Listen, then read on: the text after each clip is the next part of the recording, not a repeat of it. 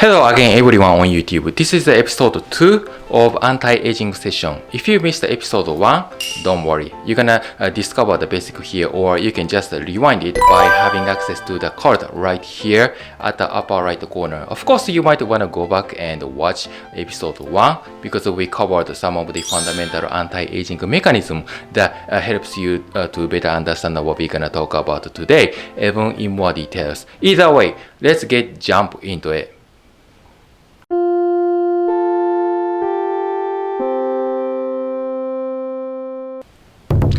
Eat less often. That is the one thing that will have the biggest impact on your longevity. A lot of people struggle to eat less often.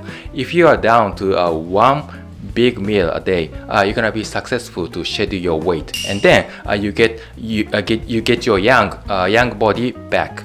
That sounds pretty good deal, doesn't it? But actually, I struggle so much to do that because I don't want to get malnutrition or starvation. If you are leaner, you can live longer. As a side effect of eating less often, you will lose weight. I did. I've shed about 10 pounds since the beginning of this year, and I look better. I feel better. It's a nice side effect, isn't it? There are some tricks that make it easier. Restricting calories on everything from a meal would be a fastest way to extend the lifespan decades longer. If you can have a 25% reduction in calories, you are still good. That's remarkable. How about the quality of food? What do you think you should eat? What about the beverages? In episode 1, I told you to eat less sugar. Look at the bottom of the whiteboard down right here. I put down caffeine, for example. I stopped alcohol, soda, green tea, but not caffeine because it's addicting. What's more, even when I'm invited for the drinking party, I drink a bottle of water or sparkling water instead of alcohol. It's sad. I know it is sad. Even when I go out with girls, I don't drink alcohol. Alcohol contains too much sugars, right? Yeah, I know it's too bad if I overdrink it. And then my female friends do not like it either. I'm fine with that because I can still enjoy with girls for fun. Likewise, if you find it difficult for you to completely cut off sugar, look for alternative entertainment or stimulation, That's also called equivalent exchange. More like balancing body. Yeah, we hear a lot of equivalent exchange. We certainly see that in regards to understanding of alchemy, magic, looking into a lot of what the universal laws are. Everything relating to how we interact through life, through what you are doing on a daily basis is all basis of exchange of energy. If you feel that you are not really able to value equivalent exchange, you are in despair, in fear sometimes. You feel that again you are down the bumps, and then you crave for something you are addicted. I never say addiction is always about behavior. As long as you notice that a potential risk of idea like what you get into or what you are crazy about is under control, you are perfectly fine. But most people are having a hard time to quit the bad behaviors. So what they are recommended to do is to look into equivalents which can be equal to your addiction. So based on the fact that negative emotion will bring about the exchange of negative transformations, positive intentions will bring forward a positive future through exchange in life. So it is rebound, Rebound can be everything. Yeah, everything can be referred to that again as a traction. Equivalent exchange has the ability to bring you into a life of greater balance. Looking into the idea about how you can naturally more move yourself into alignment of reality you like by balancing out energies. You can then quit your bad behavior anytime. I'm not a psychologist or philosopher who can lead you to the nice person. I don't talk about the religious stuff, but I hope you could better understand me. So simply, you can't get something for nothing to achieve something. You must replace something in return. So in that sense, my point is, in order for you to gain something you do in return, you're gonna have to find out something valuable in equal or something above your replaceable positive addiction. That's basically when equivalent exchange can work. If I tell you from my personal experience, So speaking of which, you wanna stop eating sugar. You don't wanna completely stop it. That's absolutely counterproductive, doesn't it? Yeah. So you can just retain and control sugar intake little by little. And finally, replace sugar with something else like fruit, chewing gum, and I don't know what else. Nutritional supplement would be a great idea. I'll talk more about supplement later, but let's just focus on what not to eat right here first, okay? So let me just share my personal life with you for a second, because it's easy to explain and easy for you to understand. As I said earlier, I got an acute gout attack. This is a sudden attack of severe pain in your joint, typically in your big toe or ankle. If your uric acid level is above 8.0 over the long term, you are likely to get sick. This happens because most of the time your eating behavior is so terrible. Suddenly you get an inflammation somewhere in your skin or inner body, and then it causes you redness, heat, swelling, and even stronger pain in your joint. So how can we prevent us from triggering inflammation? I know diet and lifestyle changes help us to prevent chronic inflammation. What kind of food should we not eat? The first one is sugar, as I mentioned, right? The second one is wheat. Early symptom of inflammation is not really clear. It may go undetected for the long period in the first round. You may just feel slightly fatigued or even normal, but it begins to damage your organs and joints unconsciously. If you leave it unchecked, it can contribute to a chronic disease such as blood vessel disease, diabetes, obesity, and cancer. Among with several factors of anti-aging, I suggest you not to eat too much wheat. Are you kidding me? No, I'm not. I tell you what, here's the deal. I know it's killing you. Stop eating wheat? No way. Especially for Western people, eliminating wheat is just like a torture. Most people think wheat is a good source of fiber, essential vitamins and minerals. Refined and unrefined whole wheat are not bad nutrition. In fact, yes, they are. They are so good nutrition. Then, why do you think I say you shouldn't eat wheat? I say consuming too much wheat as well as all other grains are not good eating behavior. As far as I observe other people's eating behavior in Japan, the entire amount of consumption with wheat, such as bread, pasta, pizza, and Chinese tianxin, is more than that with rice in Japan. So Japanese people would rather eat wheat than rice nowadays. In general, we've heard of gluten and effects that it can have on some people, but what you may not know is that wheat contains a long list of substances that can cause negative effects to your health. If you are starving to death, you wanna go grab wheat right away because it's everywhere. You can buy it. They are cheap, delicious, and easy to buy. But since wheat has a substance to stimulate your appetite, you tend to overeat wheat once you are addicted.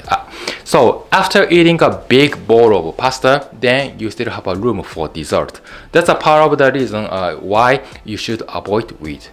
That can also increase your levels of chronic inflammation as well, devastating effects on many of the organs and tissues in your body. So, in many respects, they are the most important, not because the massive amount of wheat you eat can cause allergic reaction and inflammation, but because wheat makes you to an addiction to the processed food that are made from wheat. Overall, there are 3 foods that I strongly advise you not to eat. 1 is a dairy milk product. 2 is, like I said, sugar. And 3 is wheat. If you avoid those 3 worst offenders, you can actually get a positive feedback for sure. They are not as strong as illegal habit-forming drugs, but for many people, they are very susceptible to develop food addiction and eating disorders. So, if you are still on a diet or trying to lose your weight, please check out your eating routine once again and watch my old videos about health management if you have plenty time, of course. If you tell me I'm earning a YouTube view frequency and time from you, yes I am. You are right. Come on, I'm almost hitting 1,000 subscribers on my channel. I want to facilitate my channel promotions. So, okay? So if you are new, please hit the subscription button and help me to monetize from Mabu College. Alright? I'm begging you. Please. Okay, that was different. Oh, okay, that was Now, let's talk about what to eat. How about the appropriate food you are encouraged? What do you think you should eat? You can find all variety of healthy food nationwide. You always go home with a tired body, exhausted brain, and hungry stomach. Yeah, some nights you would go straight to your favorite fast food joint, which is even okay. But my question is that, are you sure you always prepare yourself a decent meal? I mean, to be honest with you, it's quite doubtful if you happen to have a gluten-free noodle, fresh vegetables, and any kind of organic foods in every single meal. You don't need to. You don't need to force yourself to eat food that only does your body more harm than good. It only takes you a few minutes to know what to eat for dinner tonight and whip up something that not only satisfies your plate but will also boost your energy for the next day. Here are a quick and healthy food you can enjoy all. So without questions, okay? So point is Japanese food. I'm very honored to present to you how Japanese food is enriched in nutrition. Yeah, Japan is well known as an aging society, as I mentioned, right? So when I get to know new people from outside of Japan, they always tell me that they want to visit Japan because food is splendid, looks beautiful. Yeah, so they picture and post it on Instagram because they love Japanese. So do I. I love Japanese food too. So if you go to Japanese supermarket in overseas countries, a lot of people shop there. Yeah, because food is healthy, very popular. And I'm so proud of being a Japanese man, if you say so. So, so there is a saying in Japan, Mago wa kawaii. Each letter is symbolized as the initial of the food. Ma indicates mame as beans.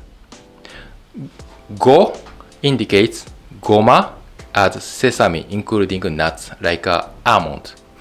Wa indicates wakame as seaweed.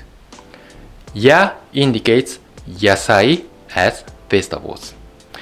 Sa indicates sakana as fish. Small fish is encouraged, of course. And finally, shi is shiitake. That's also mushroom. And finally, I indicates what? Imo as porero in Japanese. You see, mago wa yasashi. Yeah, they are plain foods. Yeah, they are enriched in vitamin, calcium, protein, and all other abundant minerals. Each one plays a key role in your health condition. If you are not sure how to make them the most of your time in Japan when reaping the greatest health benefits from Japanese food, you can always follow the diet suggested by these keywords. Mago wa yasashi. For those who know Japanese so well, in this video, mago wa yasashi doesn't mean my grandchild is kind, okay? Yeah, please don't get that wrong. Yeah, it has nothing to do with that. Alright, so let's go to the last one. Yeah, we're gonna go through supplements in the upcoming chapter. Not everyone can take supplements, nor even access to it. We're gonna talk about a lot of things, including things that you can do with $10 in your pocket. Whatever budget you have, you can spend less on food. So it saves you a lot of money. Sounds great? Yes, it does. You want to be familiar with how to healthier at any stage of your life, but you don't have to be obsessed too much about supplement in detail, because all nutrition you take is basically from Mabu Nakagawa. To maximize the longevity, you can just be familiar with two kinds of main nutrition that helps you for better understanding, so that most of us can live as long as possible. We can just talk about how that actually works in a minute. Before we go on with the what supplement that you should take, I tell you something important, which is, as for supplement, you can take it every day. I said eating particular food like wheat, dairy product, and sugar every day over the longer period of time is not good. But as for supplement, yes, you can take it every day. At this moment, you make a promise with me, and it's all about the timing, like before or after you do something. You can take a supplement. Yeah, let's say after you get up in the morning, you take 1 or 2 tablets of bifidobacteria. Yeah, bifidobacteria. There are too many types of probiotics. Bifidobacteria is a main type of bacteria in helping your digestive systems, right? So it can be found in your large intestine, for example. If you can keep your inner body healthy, you can reduce weight gain and risk of diabetes, heart disease, and other chronic disorders. Again, that helps you to live decades longer if you take it in a proper way every day. That's one takeaway about the supplements. And then the second one is vitamin C. What does vitamin C function in your body? Basically, vitamin C is an essential nutrient that your body can't produce. Instead, you have to gain from something sour, like many fruits, orange, strawberry, kiwi, and stuff like that. But the problem is that it's quite hard to maintain the same amount of daily intake at 100 milligram a day from a diet. So you utilize the supplement for vitamin C. As well as you take a bifidobacteria after you wake up, you take vitamin C before you go to bed. That would be a most effective timing that makes the supplement work the best. Why do you think you gotta take the vitamin C before going to bed? Because it helps you to recover your fatigue. You have a deficiency in vitamin C on a daily basis. That means you're gonna feel so dizzy, too tired. But that doesn't mean you take overdose of bifidobacteria and vitamin C every day. Yeah, just to ensure you never attempt to devour a crazy amount of supplement in one time. You're gonna be like, oh my god. Please keep in mind that you gotta check up on your health all the time. Okay, great. Today, I wanted to cover the importance of exercise too, but unfortunately, time is up. I'm sorry, but I wanna call it a day. Yeah, I keep discovering that I had many secret tips for extending lifespan and reversing aging. It's important to know what to eat, what to not eat. All things considered, our quality life matters too. So, for those who have been so fascinated by this subject for quite a while, I hope today's video will be the great privilege to welcome back to Mabu College. If you have any further questions or query, please hit me back in a comment below. I really want to talk with you more. Again, so thank you so much for watching. I see you in another episode of Mabu College. Okay, until I see you the next time, please enjoy another video of mine. Promise? Alright. Have a nice day.